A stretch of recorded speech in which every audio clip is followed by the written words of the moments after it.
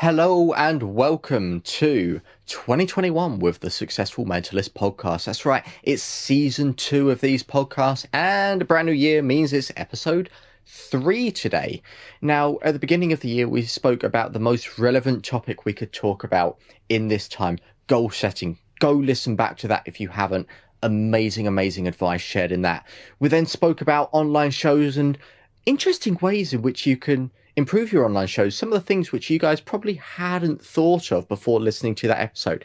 And now, close-up sets, some really fascinating ways which we can talk about improving close-up sets. Now, as always, my name is Ashley Green. I don't know why I say as always my name is Ashley Green. It's not going to change, is it?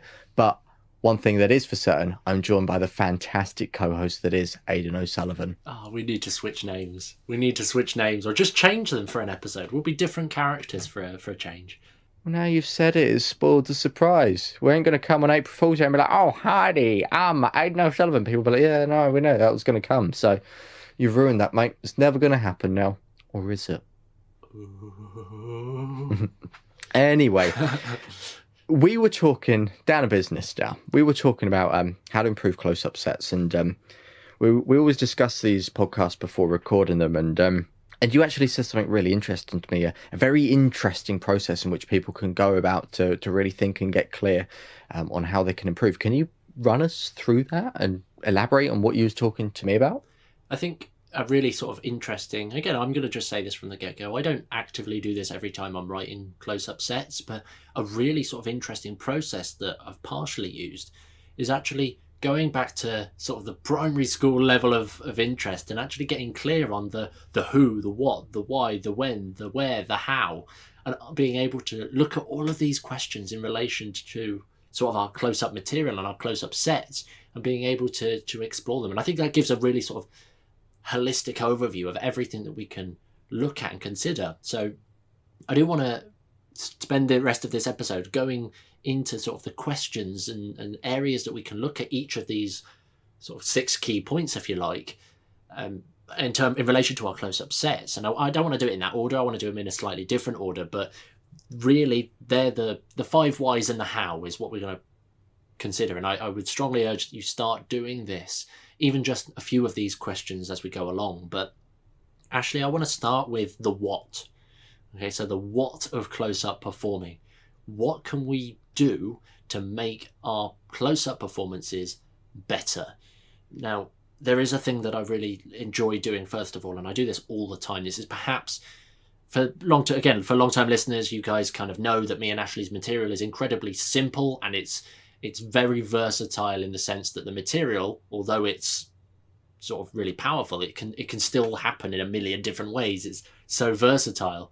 So the what for me tends to be, how can I make this more of a visible spectacle? And again, we get this an awful lot in mentalism. The mentalism's boring because it's not visual. Magic is visual, but mentalism isn't, and it's just writing stuff down, and like complete lies. Mentalism can be the most visual thing, and you're only limited by your own creation there. So that's a question that I like to ask myself, is what can I do to make this routine more visibly impactful, if that's a word. But what sort of things what questions would you ask, Ashley?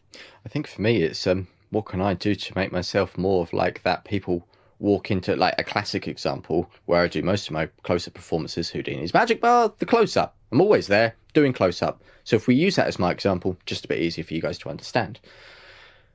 What can I do to make myself more of like that special person, so when people walk in, they go, oh my God, he's going to read my mind. Now there's a specific thing I can aim on, right? Because that's something I'm thinking about, because I no longer want to just be, oh yeah, I'm just a mind reader doing stuff. I want people, as soon as they enter, they go, oh, something feels weird. Imagine that. What can you do to make someone feel something the moment they walk into the venue where you're performing? That's what I want to do. That's brilliant. These are the kind of questions that you can sort of ask yourself, and it's going to be different for different people. For example, my whats are going to be completely different to Ashley's whats, but the reality of the situation is that by asking these questions and giving ourselves these answers, we're actually going to be able to improve our material because we now have something to go along. For the next sort of question, I'm surprised that we haven't actually covered this first, but especially the long-term listeners, why? Why do you want to improve your close-up material? And we talk about this a lot. We talk a lot about sort of why, getting an intention, getting that purpose so that you can really commit to being the best version of yourself, doing the best within your shows and being a better performer. But why should we do it in the first place? Well, this does link into something I said yesterday. I mean, last week, sorry. This links into something I said last week on the podcast. Like, you stop being an artist the moment you start thinking, yeah, it's good enough, and you stop that need for improvement. So, I mean, that answers your question, but like, why should we improve? Well, I always want to grow. Like, I don't think there's another answer to that. It's like, I always want to grow. I always want to do something more interesting, and I want to keep myself interested in the art that I'm doing. And this is something that I touched on again last week. And I said it at a brief point at the end, like, if you're not doing better, you're not going further. And for example, me and my close-up sets, like, I'm just doing the same stuff I was doing last year. And like, we've identified that as I want people to go through a weird experience the moment they walk into the venue. Why do I want to do that? Because it's hella cool than anything I was doing last year. And that means I'm going to have more fun, right? And if I'm having more fun, better experience for everyone. Does that answer your question? Because that's honestly what I feel like when I think about it.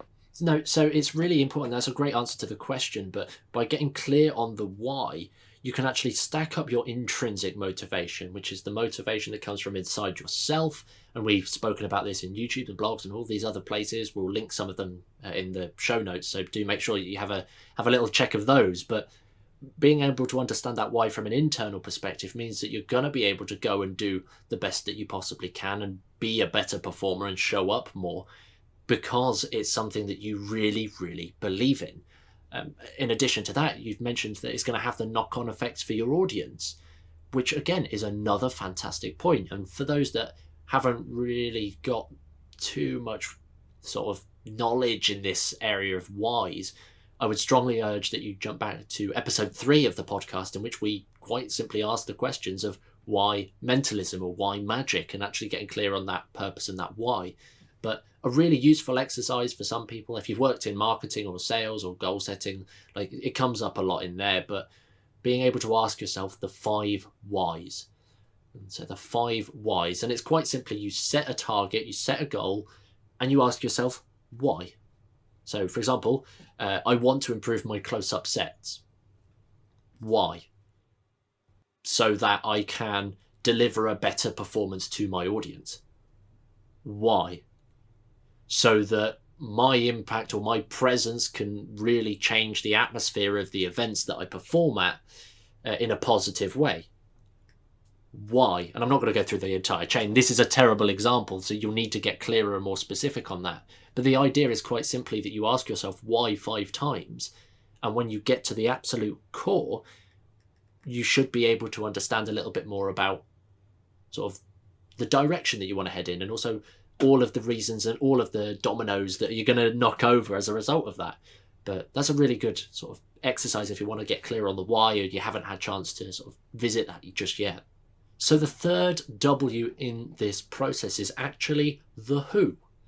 And by who, we kind of touched on it a little bit in terms of the 5 whys, but who is it going to impact when you improve your close-up sets?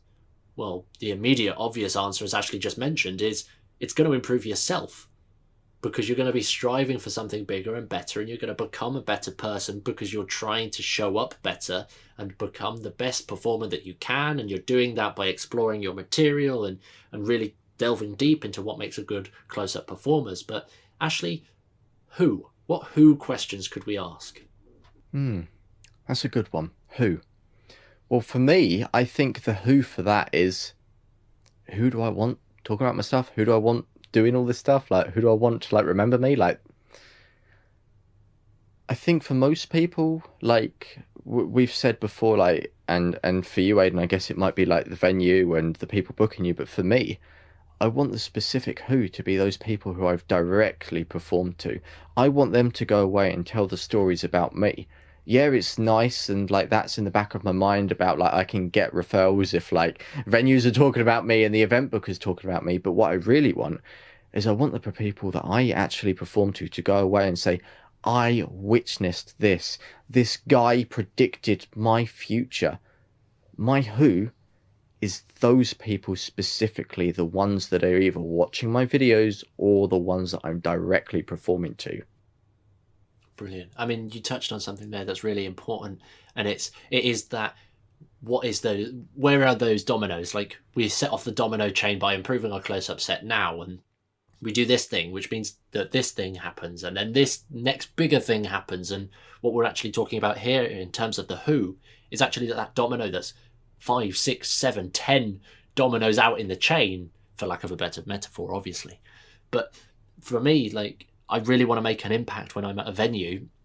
I really want to make an impact with the venue, as you mentioned, because I have incredibly good relationships with the venues that I work with. And that's a conscious decision, and also a decision that's kind of just naturally come around.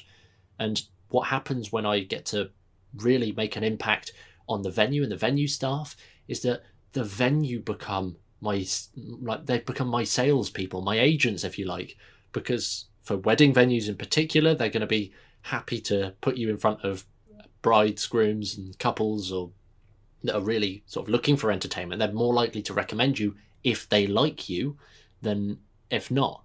But at the same time, it just means that I've got an opportunity to talk to people who know a very, very, very large sort of group of people. They know other suppliers. They probably already know other magicians and other mentalists. So I can contact them about teaming up and doing shows together and all that kind of stuff. But I can also start to work out who do they know from their client base. For example, I can say that I'm really looking to actually, and again, this is something that I'm looking to do this year, I'm looking to do sort of some psychology research in terms of actually what's going on in the brain whilst magic tricks are happening. And I can have this conversation with them, and they might be able to say, oh my gosh, I literally had a neuroscientist get married here a few weeks back. Like, let me put you in touch. And again, I know that's a really stretched, specific, niche idea, but in simply answering the question of who do I want to benefit, I've determined that the venue to benefit from my performances for various reasons, so that I can sort of reap the rewards from that. So hopefully that gives a couple of thinking points in terms of the who. But I want to jump to perhaps more of the fun stuff right now in terms of the how. How are we actually going to make our performances better? So Ashley, are there any things that you actively think about or do that will allow you to make your close-up performances better when you're reviewing your material? Yes, all the time. One of the things which is currently on my mind is how can I still perform, and how can I still engage, and how can I do things which are interesting to people whilst I'm not there? Because think about this as well, like from what I said a moment ago, who do I want to affect? Them. Like, I want them talking about me like they've witnessed something crazy. That is going to be something crazy. Like, what can I do there in that moment where I can just walk away and they still be entertained? And I'm thinking about like interactive things which they can do, and then like I ask them, I'm going to leave this here, walk away, you guys come up with like a random drawing between you, then open up my envelope and then it's predicted or something like that. But, and which I've done in the past, and it's gone down a storm. Like, I'm entertaining people whilst I'm not even there. So this is one of the things which I'm currently thinking of, to like how I can actually do that. And it's got multiple other benefits, as you know, Aidan. I can entertain multiple tables at once, which is just fantastic. But this is just one specific thing that I'm looking at. How can I entertain people when I'm not there? What else can I do? Brilliant. I want to distinguish, for some people listening, they might not fully understand where we're going here in terms of the difference between the what and the how. But I would argue that the what is, from a layperson's perspective, what are they experiencing? Think more the experience when you're answering the what, but whereas the hows, they're the specific insider knowledge things that we can do. That could be things like making your methods 10 times harder just so that you get that 1% impact, or maybe making something 10 times simpler so that you can actually stretch and go further. Like, maybe you've got this incredible routine with a deck of cards that any freely named card is the one reversed in the deck, and you do that by a gimmickless approach, and you do a piece of sleight of hand to make that happen. Well, maybe what you should do there is actually simplify it right down, bring out an invisible deck that we all know, and give that invisible deck to somebody at the start of the evening, or stick it in an impossible location like in the ceiling rafters or something, so that it then becomes a visual spectacle, climbing up to pull the deck of cards down to give to somebody and then open. So all of these kind of little things can really help. And again, we did a deep dive about this in our Christmas special for our All About the Tricks. Sadly, this one wasn't actually recorded for resale, but the idea here was that we actually make and break magic. We make it something of a spectacle and then break it down to the simplest possible parts, just to see where we can actually improve our material in that sense. So really exploring the material from the material's perspective here is sort of in the how range. But again, by all means, ask yourself 5 or 6 how questions.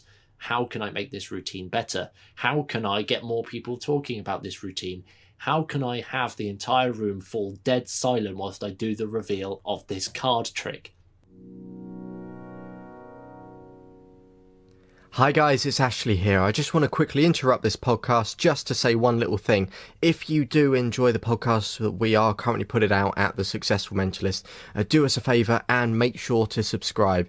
It will honestly help us out. It will mean the world. It will help with our stats and rankings, which mean that we're then shown to more magicians and mentalists around the world, and we want to try and help as many people as possible with these podcasts. So honestly, if you could subscribe, it would mean the absolute world to us. Anyway, back to the podcast.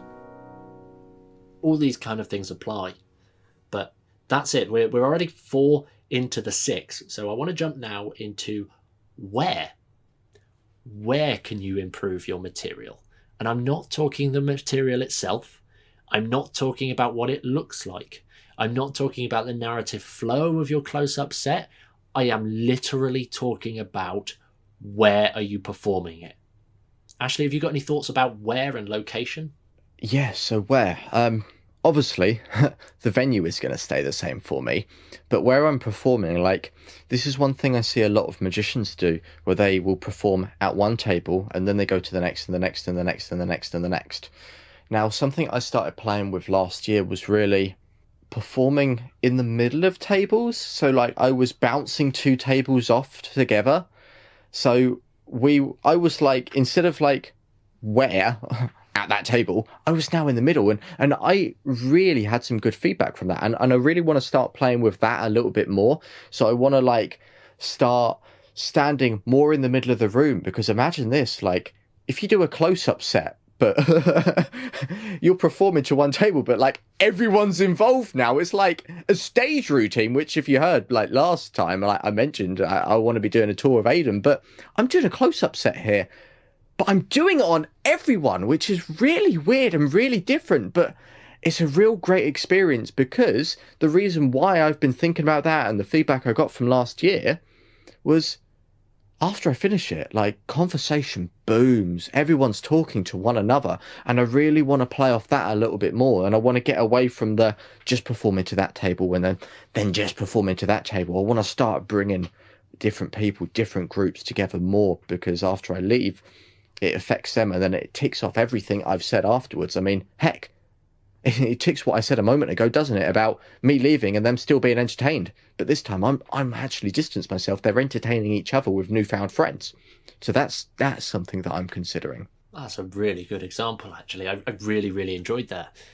For me, the distinction that I'm making is I am actually trying to move away a little bit from the close-up sets, but for close-up gigs, I'm trying to take it in a slightly different route, because I'm not completely saying no. Instead, what I'm going to be trying to do is actually trying to make a spectacle again by this positioning, by either having sort of a designated area that I'm stationed in or I'm performing in. For example, last year I was at a Peaky Blinders themed party, which was fantastic. It was actually at a local wedding venue that I've got really good relationships with. So again, if you're not convinced by the who when working with relationships, this is direct evidence for that. But what I said to them is that I appreciate that this is a really big event. You've got an awful lot of different things going on in terms of the entertainment. So I really want to try this. Give me a space. And that will be my performance space. We'll promote it and point people up there. But I want this space to be sort of my area. And this is where people come to see the magic. And in this case, it was actually upstairs on a balcony, which was fantastic because I got the view of the entire room, the dance floor, people, all the other entertainment going on. But I was also upstairs in my own little area that people could come up out of the way and sit or stand with me and actually experience something, because they've had to come up the stairs to come and find me. I know they're interested and they're committed. So that's actually something as well that's really interesting in terms of the positioning. But in sort of cocktail party approaches, like sometimes that's not an option. You can't just be fixed in one area and you have to move around people. Well, if you've got to move around people, why don't people move around you? And you say to people like, I really want to show you something, but there's lots of people around. Can you come with me? And you either take them to a quiet corner of the room or outside or a different room completely out of the way of everybody else. And suddenly they're going to buy into it because remember, you've bought more of their time and their engagement and they're really in it with you. If they've come through a corridor down to an empty spare room or into a back room or the coat room or whatever the case may be, just to watch a magic trick, chances are they're going to remember it more because it's a better story for them. And again, you turn it into that moment. So again, the where is kind of taking control of your environment. But again, if you want to keep it surface level and ask yourself, where can I improve my set in terms of the narrative and the flow you've got? By all means do that. But really take a moment to think about your positioning and your environment. The final question in this saga, if you like, is actually the when. The when. When should you improve your material in terms of when should you perform it? So Ashley, I know you've got some really interesting thoughts on this. When do you perform close-up? For a moment then, I thought you was going to say, when should you take action? I was going to go, now! Take action now! And then you've changed it into a different direction. I was like, oh, there's my advice gone.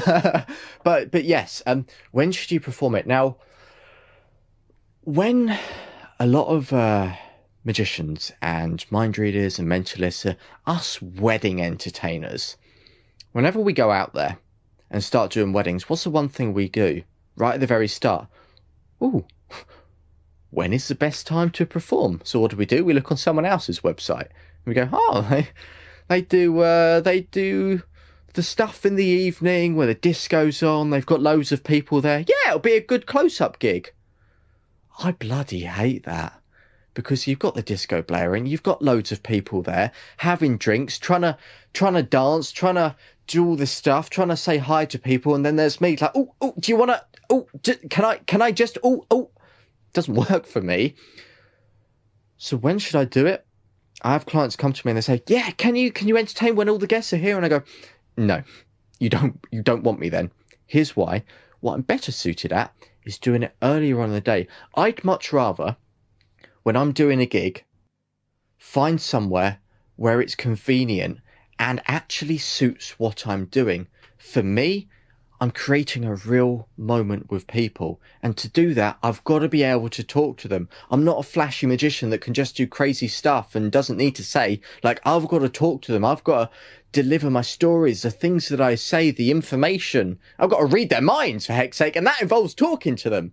So I want to find that moment in the gig, that moment in the thing, the where I'm performing, like where I know the timings are going to be suitable. For example, at a wedding, just after they've got married, at the reception where everyone's waiting, there's photos being taken. It's a typical moment where people were just kind of, they come out, they're not too drunk, and they're just like, oh, what do we do? And they don't know everyone yet, so they're still quite quiet. And that's where I can come in and really do my thing. That's where I excel. And I think it's niching down, because some people listen to this, Aidan, they might be the opposite, right?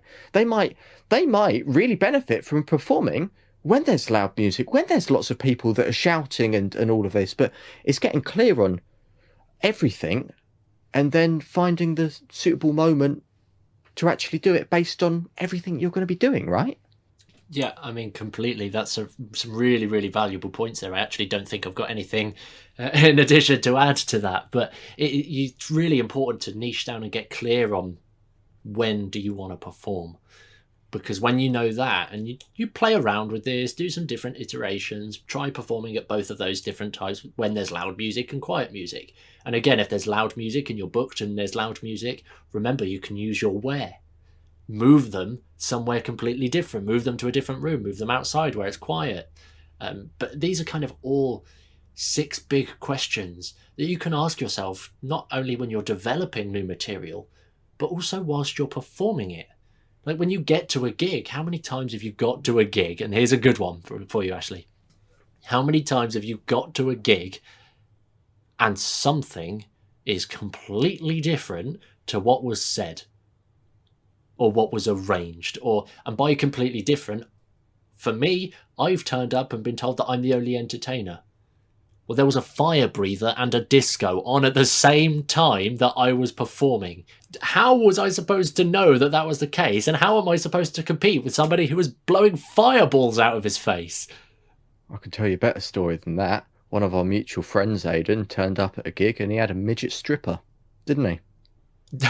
I did forget about that. That is very, very true. And if you're listening to this episode, yes, we remember. But this is it. Like, these are some crazy instances. And when you get faced with those, a lot of entertainers go into panic mode or overdrive, or the worst thing that you can do. And I know like professional performers that go and do this, they go and complain.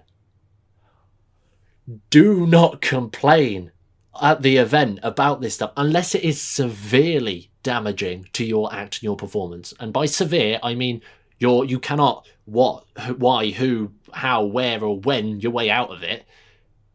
If you absolutely cannot perform under the circumstances, then go and have that conversation. But until you can't do anything at all, you cannot complain at your client, because this is stuff that you should have asked and got clearer on ahead of time. You should have checked this the day before the gig or the week before the gig and been completely clear. But the point we're making here is that if you can start asking these questions, and they're easy to remember, we learned them in primary school. The 5 why, or the 5 W's and the how. Here's me telling you that they're easy to remember and I can't remember them myself. But you can answer these on the fly and really actually make your performance better. Like I do it mid-performance. I think, what can I do to make this even more of a spectacle?